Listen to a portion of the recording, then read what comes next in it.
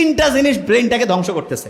Brain যে দামি জিনিস এটা তো বুঝি না, এই জন্য ব্রেইনের দাম বাড়ে, মানুষ কাছে এটা কি আর হবে। এক নাম্বার জিনিস।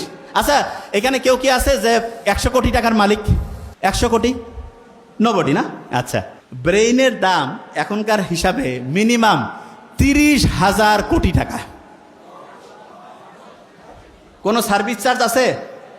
যে আল্লাহ যদি কইতো যে ঠিক আছে 1% করে টাকা দাও, ফকির হয়ে যাওয়া লাগবে না? এই ব্রেনটা যে দিয়েছে এটা কাজে লাগাইতে পারতেছি না কেন?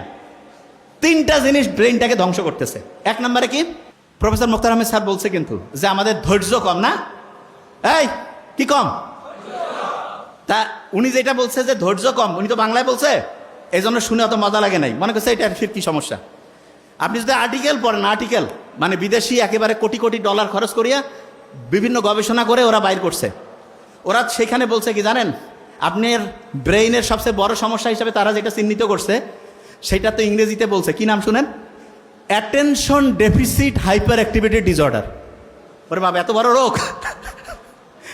এইখানে যারা আছি হয়তোবা আল্লাহর মধ্যে এরা তো ইসলামী, এদের হয়তো বেশিরভাগ জনের ব্রেন ভালো আছে, তবে সারা দেশের যদি চিন্তা করি 80% মানে 10 জনে 8 জনের, আমার সাথে একটু বলতে হবে, attention deficit hyperactivity disorder. এইটাকেই বাংলায় বলে কি? ধৈর্যের অভাব। এবং আপনি যদি ডাক্তারের কাছে যান, যদি আপনার এটা লিখে দেয় ADHD, কবে যে আপনার বিশাল বড় সমস্যা। তো কি ব্যাপার?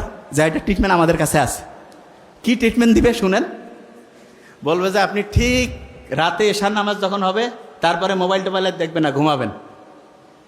ফজরে উঠবেন, উঠে আগে একটু চোখ বন্ধ করে থাকবেন, শুকরিয়া আদায় করবেন, তারপর একটু এক্সারসাইজ করবেন, সকালে একটু হাঁটাহাঁটি করে সূর্যের দিকে তাকাবেন, সারাদিন সহজে বেশি মোবাইল বের করবেন না, দুপুরের পরে একটু দেখতে পারেন, আর কোন সময় কি কাজ করবেন এটা ডায়েরি মেনটেন করে লিখে লিখে করবেন। ফি হচ্ছে কয়েক হাজার টাকা নিয়ে নিবে, বুঝেন নাই? বড় বড় যে রোগগুলো, আমি তো অবাক হয়ে গেছি যে কিরে বাবা, এগুলো রোগ, এগুলো ট্রিটমেন্ট, এবং এগুলো যাদের হয়, অবশ্য যার টাকা পয়সা কম হইলেও কোনো সমস্যা নেই, কারণ মানে রোগ যে আসলে টেরে পাবে না।